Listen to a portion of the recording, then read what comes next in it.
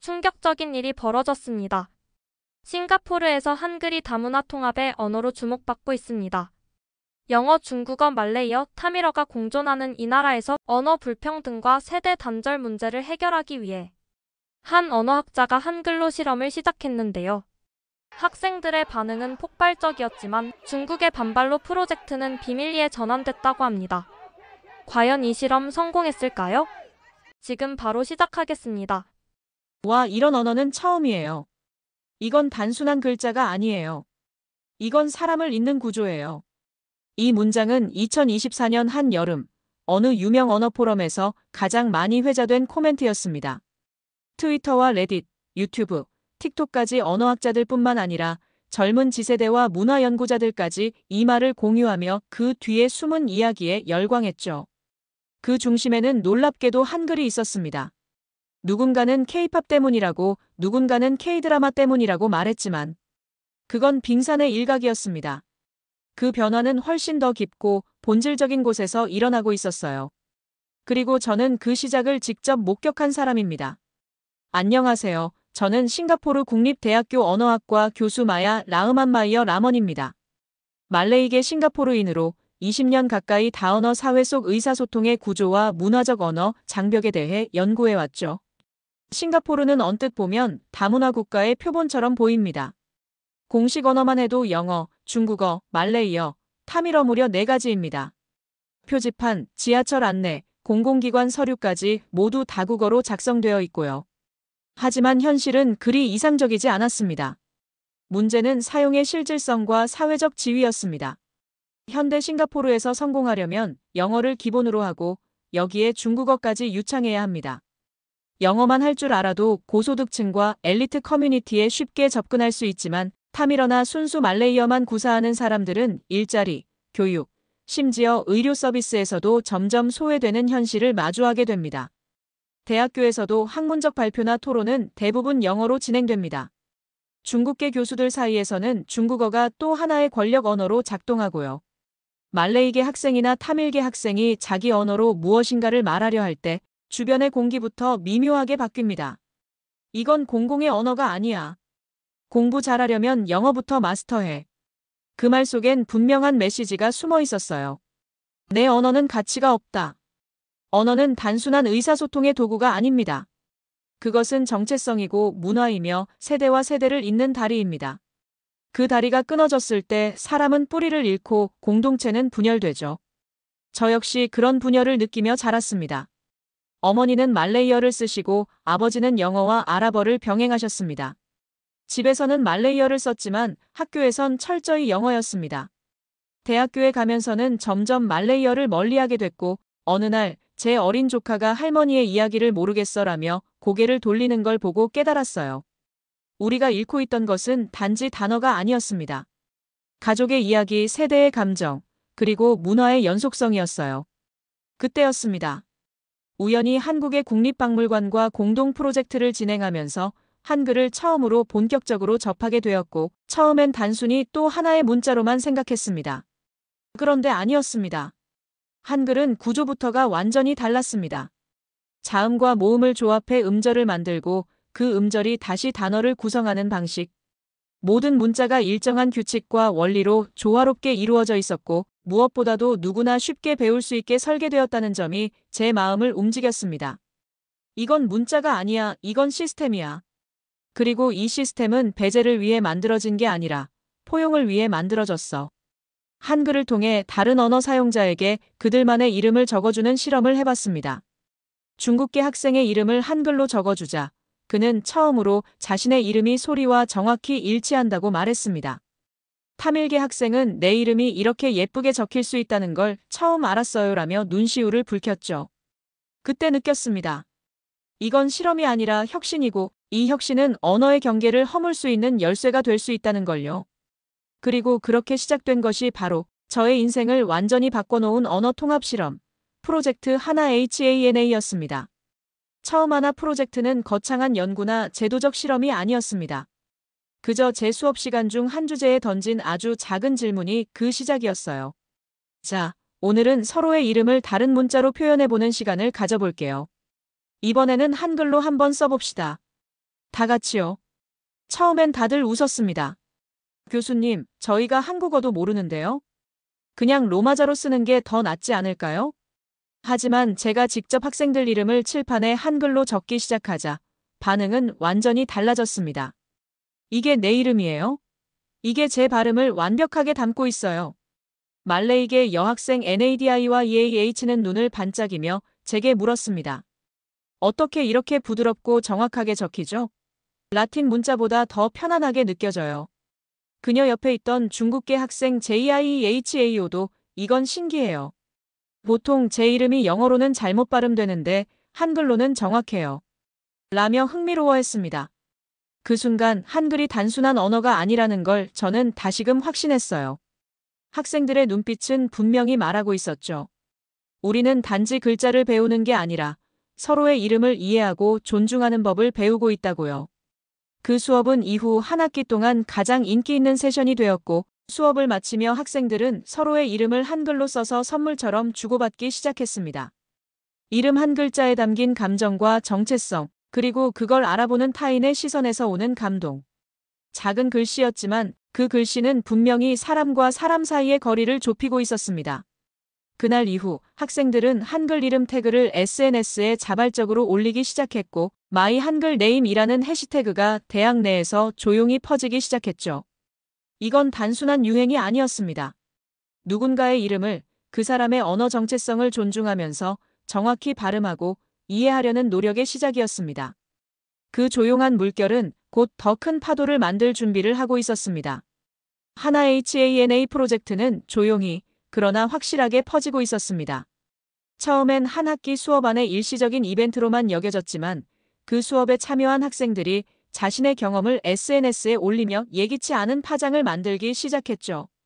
내 이름이 이렇게 존중받은 건 처음이에요. 한글로 제 이름을 쓰는 순간 저는 누군가에게 외국인이 아니라 존재가 되었어요. 이런 후기들은 싱가포르 대학가를 넘어 말레이시아, 인도네시아, 태국, 베트남의 언어학 커뮤니티까지 흘러갔습니다. 특히 젊은 세대들은 한글이 멋있다는 단순한 미학적 호기심을 넘어서 발음 정확도, 표기 용이성, 개인의 언어 정체성을 존중하는 도구로서 한글을 바라보기 시작했어요. 싱가포르 국립대는 이 프로젝트를 정식 학술 세미나 주제로 채택했고 다양한 학문 분야 언어학, 사회학, 교육학, 심리학의 교수들이 공동 연구를 제안해오기 시작했습니다. 하지만 프로젝트가 대학의 담장을 넘어 중학교 시범 운영으로 확장되었을 때 처음으로 진지한 사회적 반응과 마주하게 되었습니다. 첫 번째 위기 왜 한글인가요? 중학교 파일럿 프로그램은 오차드 근처의 한 국제중학교에서 시작되었습니다. 학생들은 자신과 친구들의 이름을 한글로 써보고 간단한 자기소개도 배우며 서로의 문화를 이야기하는 시간으로 수업을 진행했죠.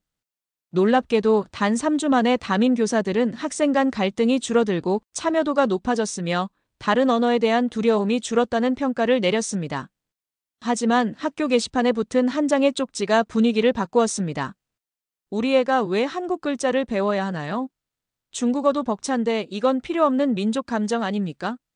그 쪽지는 곧 온라인 커뮤니티로 퍼졌고 며칠 후 싱가포르의 보수적 언론에서는 문화 과잉 수입, 비공식 언어의 학교 진입이라는 자극적인 헤드라인을 달고 하나 프로젝트를 비판하는 기사를 내보냈습니다. 인터뷰 요청이 쏟아졌습니다.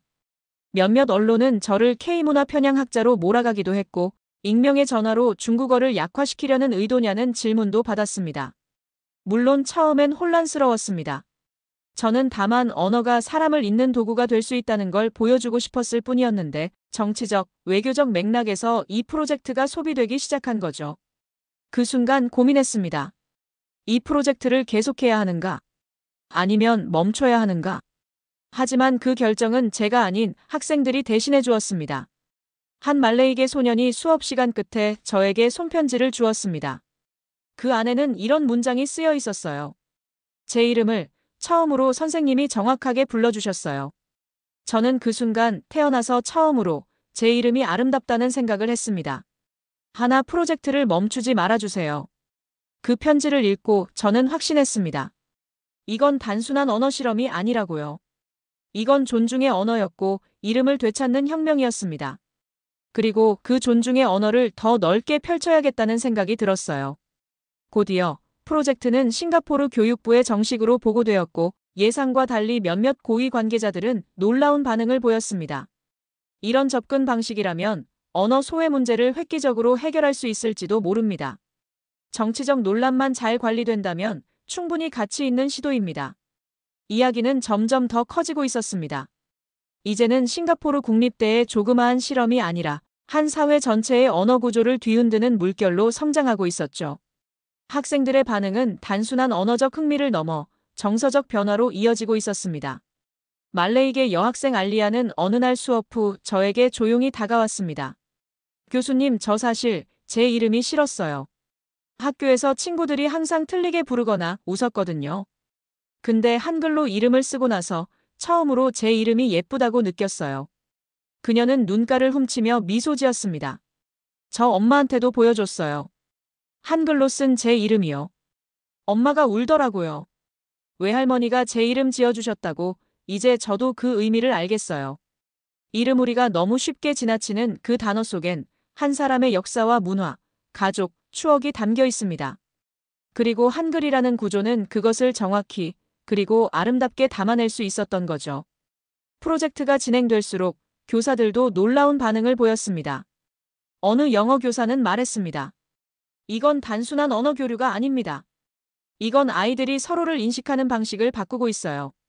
학생들은 서로의 이름을 정확히 부르기 위해 상대방의 발음을 귀 기울여 듣기 시작했고 그 과정에서 문화적 배경에 대한 질문이 자연스럽게 오갔습니다. 왜 말레이어 이름은 길어요? 타밀어 이름에는 왜 가족 이름이 없어요? 중국어 이름에 있는 화는 무슨 뜻이에요? 이 대화 속에서 학생들은 자신이 어떤 민족이고 어떤 언어를 쓰는지 부끄러워하지 않게 되었습니다. 그리고 이것이야말로 제가 꿈꾸던 진짜 교육의 시작이었죠. 이 변화를 교육부도 주목하게 되었고 학교별 보고서에는 다음과 같은 평가가 줄을 이었습니다. 학생 간 관계가 눈에 띄게 부드러워짐. 소수 언어 사용자의 자존감 향상 확인. 정서적 안정감이 학업 태도로 이어짐. 그중 특히 인상 깊었던 보고서는 한 정신건강 상담 교사의 의견이었습니다. 몇몇 아이들은 자신을 설명할 언어를 갖지 못해 고립감을 느꼈습니다. 그런데 한글 이름을 갖는 순간 그 아이들은 이름과 함께 다시 태어난 것처럼 변화했습니다. 저는 이 보고서를 읽으며 다시금 깨달았습니다. 이 프로젝트는 단순한 학술 연구도 언어 교육도 아닌 사람을 회복시키는 일이라는 것을요. 그리고 이 회복의 언어가 가진 힘은 곧 다음 단계의 거대한 변화 그러나 예기치 못한 충돌로 이어질 것이었습니다. 한글은 한국인의 자산이지 세계의 것이 아닙니다. 싱가포르 외교부의 한 통의 공식 항해 서한이 접수됐습니다. 보낸 곳은 중국 대사관. 내용은 간단하면서도 날카로웠습니다. 공식 교육과정 내에서의 한글 사용은 중국어의 위상 약화를 초래하며 이는 동아시아 지역 내 문화적 균형을 해치는 행위입니다. 싱가포르 정부가 이러한 흐름을 방관한다면 외교적 불쾌감을 감수해야 할 것입니다. 그저 학생들의 정체성을 존중하겠다는 교육 실험이 이제는 국가 간 문화 주도권 경쟁의 무대로 확장되고 있었습니다. 며칠 뒤 싱가포르 교육부는 갑작스럽게 모든 공립학교에 지침을 내렸습니다. 하나 프로젝트의 운영을 즉각 중단하라. 해당 수업은 더 이상 교육부 승인 하에 진행될 수 없으며 관련된 콘텐츠와 자료들은 학습자료 목록에서 삭제하라는 명령이었습니다. 저는 아무 말도 할 수 없었습니다. 그날 조용히 교무처 문을 나서며 머릿속에 떠오른 건 지금까지 한글 이름을 받아들며 환하게 웃던 학생들의 얼굴이었습니다. 수업은 중단되었고 학교 내 하나 프로젝트 관련 자료도 철거됐습니다. 공식적으로 이 실험은 실패로 돌아가는 듯 보였습니다. 하지만 그건 겉모습일 뿐이었습니다. 그들의 이름은 이미 사람들의 마음속에 남아있었기 때문입니다. 프로젝트에 참여했던 학생들과 학부모, 교사들은 하나둘 모이기 시작했습니다. 자신들의 경험을 이야기하고 온라인 커뮤니티를 통해 프로젝트 재개를 호소했습니다. 제 아이가 처음으로 자신의 이름을 자랑스러워했어요. 그걸 지워버릴 순 없습니다. 한글이 중요한 게 아니에요. 그 안에 담긴 존중과 경청이 중요한 겁니다. 심지어 교사들 중 몇 명은 자신들의 수업 시간 중 비공식 워크숍으로 프로젝트를 계속 이어갔습니다. 교실이 허락하지 않는다면 도서관에서, 시간표가 허락하지 않는다면 방과 후 자율 동아리로, 교육부가 허락하지 않는다면 우리가 직접 새 공간을 만들자고 했죠. 그렇게 민간 주도형 프로젝트로 하나는 다시 태어났습니다. 싱가포르 국립대 언어학부 졸업생 4명과 함께 저는 하나 재단 HANA 파운데이션을 창립했습니다. 처음은 단출했습니다. 후원도 없었고 사무실도 없었습니다. 카페 한쪽 구석에서 노트북 2대와 화이트보드 하나로 시작했죠. 하지만 사람들은 기억하고 있었습니다. 자신의 이름을, 친구의 이름을 한글로 처음 불렀던 그 따뜻한 순간을요. 재단의 첫 프로젝트는 이름 되찾기 캠페인. 한글로 자신의 이름을 표기하고 그 이름에 담긴 이야기를 나누는 온라인 챌린지였어요. 단 2주 만에 5,000명의 이름이 업로드되었습니다. 그 중에서도 특히 반응이 좋았던 기능은 자신의 발음을 녹음하고 그에 맞춰 한글로 자동 표기해주는 프로그램이었습니다. 이 기능은 향후 하나 재단이 더욱 폭넓게 나아가는 단서를 제공하게 되었죠. 재단 활동이 확대되면서 졸업생 중 하나였던 개발자 칼빈 리가 제안한 한 아이디어가 실현됩니다. 교수님, 이 모든 걸 앱으로 만들어보면 어때요? 그냥 입력만 하면 누구든 자기 이름을 한글로 적을 수 있고 다른 나라 사람과도 실시간으로 대화할 수 있게요. 이 제안에서 시작된 것이 바로 모바일 플랫폼 행우의 탄생이었습니다.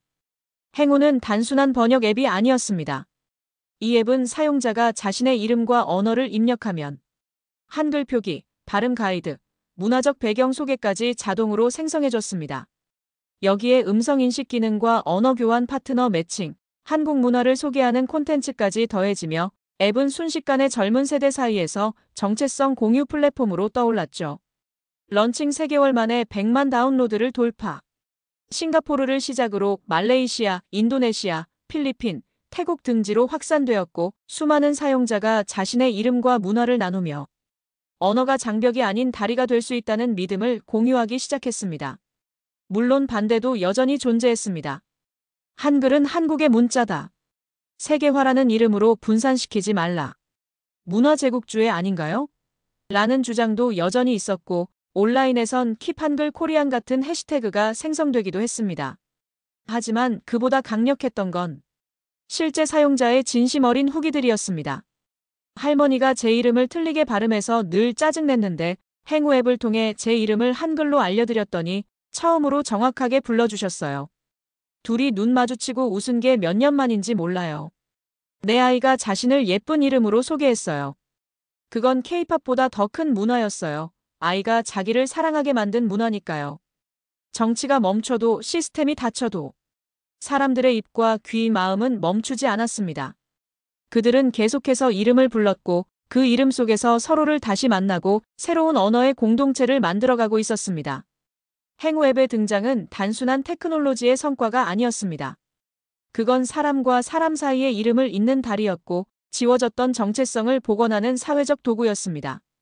특히 인상 깊었던 이야기는 인도네시아 자카르타에서 온 사용자 파리샤 FARISHA의 사례였습니다. 그녀는 한글로 자기 이름을 처음 적어본 뒤 이 앱을 통해 만난 한국인 교환학생과 친구가 되었고 서로의 문화와 언어를 배우며 일주일에 한 번씩 온라인 문화 토크를 진행하기 시작했습니다. 제 이름이 한글로 쓰였을 때 저는 단순한 외국 사용자가 아니라 존중받는 존재가 된 느낌이었어요. 그 순간 저는 누군가와 연결되었다고 느꼈습니다. 그녀의 스토리는 한국의 한 유명 유튜브 채널에서 다뤄졌고 댓글에는 전 세계 사람들의 공감과 응원이 쏟아졌습니다. 이 앱이 이름을 부르는 방식이 눈물 나네요. 이게 진짜 K컬처지. 함께 살아가는 방식. 또 다른 사례는 말레이시아 쿠칭에 사는 60대 노인 라만 아흐마드의 이야기였습니다. 그는 손자와 대화가 거의 없었습니다. 세대 간 언어 장벽 때문이었죠. 하지만 손자가 행우 앱을 통해 할아버지의 이름을 한글로 적고 그 뜻을 직접 설명해 주었을 때 그는 아이처럼 웃으며 이렇게 말했습니다. 이게 내 이름이야? 이렇게 멋지게 보일 수 있구나. 그날 이후 그는 매일 한글로 자신의 이름을 쓰는 연습을 시작했고 손자와의 사이도 점점 가까워졌다고 합니다. 이런 사연들이 유튜브, 틱톡, 인스타그램 등에서 소개되면서 행우는 더 이상 단순한 앱이 아닌 공감의 플랫폼, 문화적 회복의 장으로 자리매김하게 됩니다. 정체성 논쟁과 정치적 반발은 여전히 존재했지만 사람들의 실제 변화된 삶은 그 모든 소음을 압도했죠. 이 과정에서 하나재단은 새로운 확장을 고민하게 됩니다. 앱을 넘어서 실제 사회 시스템 안으로 들어가는 것. 그 첫 시작은 노년층 언어 교육 프로그램이었습니다. 한글을 기반으로 이름을 기록하고 자신의 인생 이야기를 기억노트 형태로 적는 워크숍을 운영했죠. 놀랍게도 참가자 대부분이 치매 초기 증상 완화에 긍정적인 반응을 보였고 단어를 통한 자기 회상이 인지 자극으로 이어지는 사례가 다수 보고되었습니다.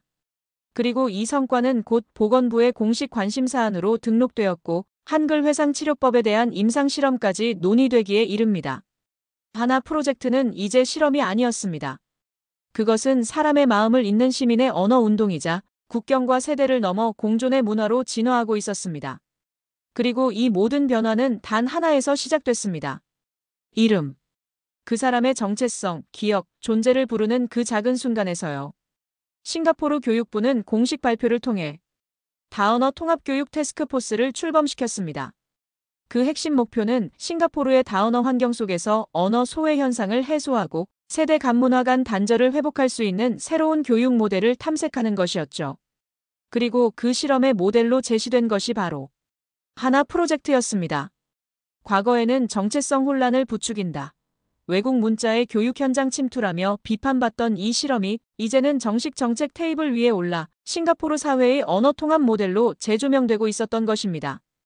그 변화의 원동력은 무엇이었을까요? 바로 사람들이 직접 경험한 작지만 깊은 변화였습니다. 한글은 이제 일부 학교의 이름 기반 문화 이해 프로그램에 시범 도입되었고 그 목표는 단순했습니다. 서로의 이름을 정확히 발음하고 그 안에 담긴 문화를 이해하는 것. 수업은 이렇게 진행됐습니다. 학생들은 자신의 이름을 한글로 적어보며 그 이름이 어디서 왔는지, 어떤 의미를 갖고 있는지 자기 언어로 이야기합니다. 그리고 친구들이 그 이름을 정확하게 존중의 마음으로 따라 읽는 법을 배웁니다. 그 단순한 과정에서 수많은 학생들이 놀라운 경험을 하게 됩니다. 처음으로 제 이름이 틀리지 않고 불리는 걸 들었어요. 친구가 제 이름의 뜻을 물어봤을 때 처음으로 제가 제 이야기를 하는 느낌이었어요. 한 학기 수업을 마친 교사들은 입을 모았습니다. 학생들의 태도 자체가 달라졌어요. 서로를 이름으로 부르는 방식이 바뀌니 서로를 대하는 감정선도 바뀐 겁니다. 이 변화는 교육을 넘어 문화로, 그리고 문화는 곧 기록이 되었습니다. 2026년 가을, 싱가포르 국립박물관에서는 특별기획 전시 이름의 언어 하나가 열렸습니다. 이 전시에는 각기 다른 민족과 연령의 사람들이 자신의 이름을 한글로 표기한 작품과 그 이름에 담긴 개인적인 이야기, 가게의 역사, 잊혀졌던 문화적 유산이 함께 전시됐습니다. 타밀어 이름을 한글로 적은 뒤 손녀와 다시 대화를 시작하게 된 할머니의 이야기. 중국계 청년이 할아버지의 말레이식 이름을 한글 표기로 복원하면서 가족 간의 대화가 재개된 사례. 그리고 가장 많은 사람들의 눈시울을 적신 전시물은 한 아버지가 남긴 짧은 메모였습니다. 우리 아들의 이름을 처음으로 제대로 써준 게 한글이었습니다. 그날부터 아이는 자기 이름을 좋아하게 되었고 저도 아이와 말문이 트이기 시작했어요. 언어는 다시 대화하게 만드는 도구였어요. 이 전시는 단순한 문화 소개가 아니었습니다. 그건 한 사회가 언어와 이름을 통해 서로를 다시 알아가는 여정의 기록이었습니다. 전시 마지막 벽면엔 이런 문구가 새겨져 있었습니다. 한글은 한국의 문자가 아니라 사람을 다시 불러내는 언어입니다. 잊힌 이름, 잊힌 정체성, 잊힌 감정을 다시 꺼내는 연결의 구조입니다. 이 문장을 읽는 순간 관람객들의 눈동자엔 많은 감정이 담겨 있었고 누군가는 고개를 끄덕였고 누군가는 조용히 자신의 이름을 되뇌었습니다. 행우 앱은 여전히 빠르게 성장 중이었습니다. 누적 다운로드는 500만을 넘겼고 사용자 리뷰 수만 30만 건을 돌파했습니다. 그 중에는 감동적인 이야기가 수없이 많았죠. 내 이름을 정확히 불러준 사람이 처음 생겼어요. 그건 사랑받는다는 느낌이었어요. 제 엄마는 읽고 쓰지 못하지만 제 이름을 한글로 적어준 걸 보시고 그걸 액자에 넣어 침대 머리맡에 걸어두셨어요. 외국 친구가 제 이름을 한글로 써서 선물해줬어요. 그게 제 생일 선물 중 가장 감동이었어요.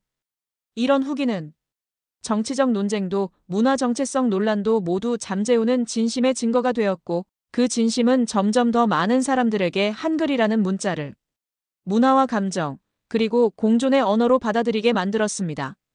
2026년 12월 하나재단은 한 발표를 합니다. 우리는 언젠가 모든 이름이 정확히 불리고 이해받고 존중받는 세상을 꿈꿉니다. 그리고 그 중심엔 한글이 그 다리를 놓아줄 수 있을 것이라고 믿습니다. 이제 하나 프로젝트는 하나의 연구나 교육 모형이 아닌 한 시대의 문화운동이자 언어가 갖는 사회적 의미를 새롭게 정의한 문명적 전환의 서사로 남게 됩니다. 저는 다시 대학 강단에 섰습니다. 마야 라흐만, 이 모든 이야기의 작은 시작점이었던 한 언어학자. 제 앞에 앉아있는 학생들은 말레이어, 타밀어, 중국어, 베트남어, 심지어 프랑스어와 한국어 이름을 가진 아이들입니다. 하지만 그들은 공통적으로 자신의 이름을 한글로도 쓸 줄 아는 아이들입니다. 그들에게 묻습니다. 이제 너희 이름을 좋아하니? 한 학생이 대답합니다. 네, 제 이름이 저를 설명해줘요. 그리고 누군가가 그걸 알아주려고 노력할 때 저는 세상과 연결된다고 느껴요. 한글은 이제 더 이상 한국의 문자가 아닙니다. 그것은 사람을 정확히 부르고 싶은 마음의 언어입니다. 그리고 이 작은 혁명은 오늘도 누군가의 이름에서 다시 시작되고 있을지도 모릅니다. 이 이야기가 여러분께 작은 울림이 되었기를 진심으로 바랍니다.